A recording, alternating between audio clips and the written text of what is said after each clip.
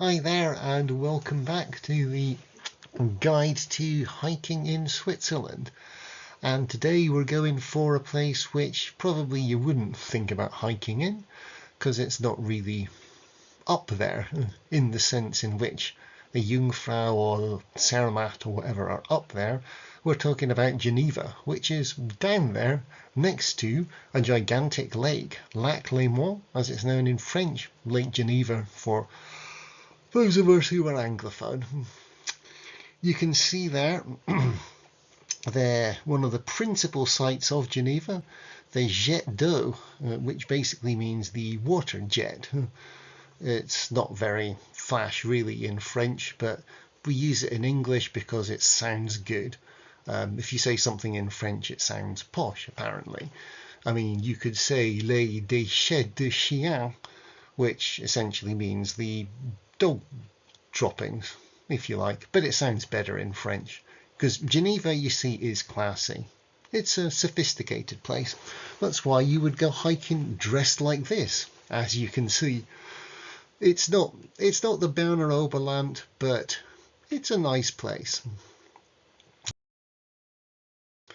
In the book itself, it doesn't make much of an appearance, really. It's just Geneva Airport, where the three principal characters, Jessica, Harris, Alice, all arrive and have a bit of a bust up in the ticketing hall, which you can see here, where you buy tickets to get onto the railway trains, which run underneath the airport going out to the rest of Switzerland. But that's a good enough reason to have a guide to it here. Geneva, of course, is famous for the United Nations, which you can see here.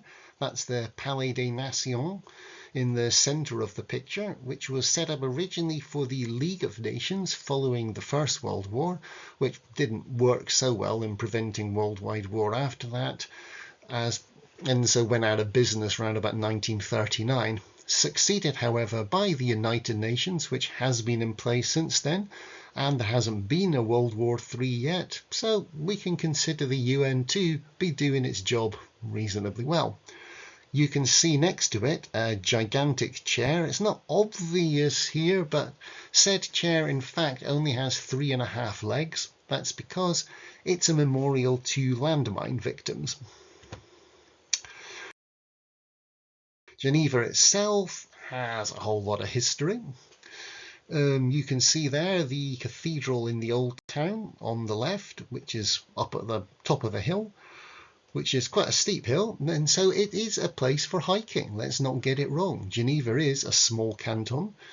It generally is kind of flat, but the old town is on enough of a hill to wear you out, at least if you're in your suit and dressed inappropriately for the conditions. You can see that the old town is quite a pretty place. See the picture on the right? That was actually taken reasonably early on a Sunday morning. It wasn't preceding a zombie attack or a comeback concert by Bros or something like that, which might otherwise have emptied the streets. No, that's just early on Sunday morning, and so as you can see, Geneva's like a lot of other towns. And that's the thing about Geneva. You can see it here. This shot, in fact, is taken from the Jura Mountains to the north of Geneva. They show the whole canton of Geneva below, but in fact most of what you're looking at here is France, which surrounds the canton of Geneva.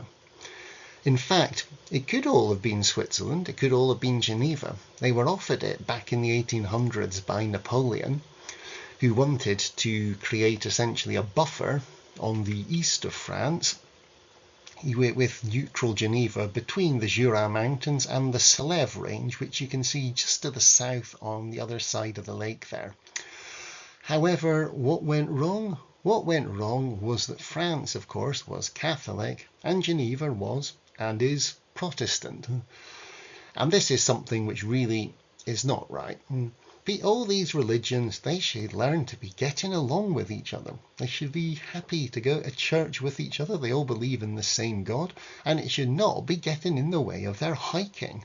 That's for sure. And that's really what for me is frustrating in Geneva. There's nothing wrong with it. It's a nice enough place.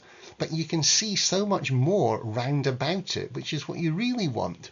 You can see there all the way to Mont Blanc in the French Alps. You can just make that out on the horizon in the background.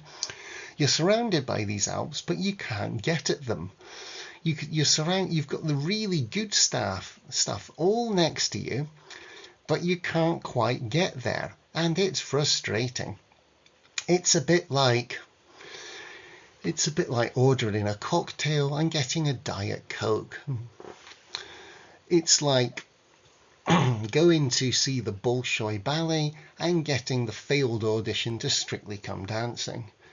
It's like trying to find an exceptionally typical British experience and ending up on the beach in Benidorm while everybody fights the German and Dutch tourists and reenacts World War II over who left the towel on the back of the deck chair.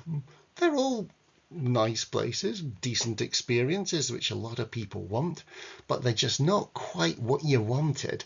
And for me, that's the problem. But don't let it put you off. If you want a good urban experience going around history in Switzerland, Geneva's for you. Thanks, and have a great day.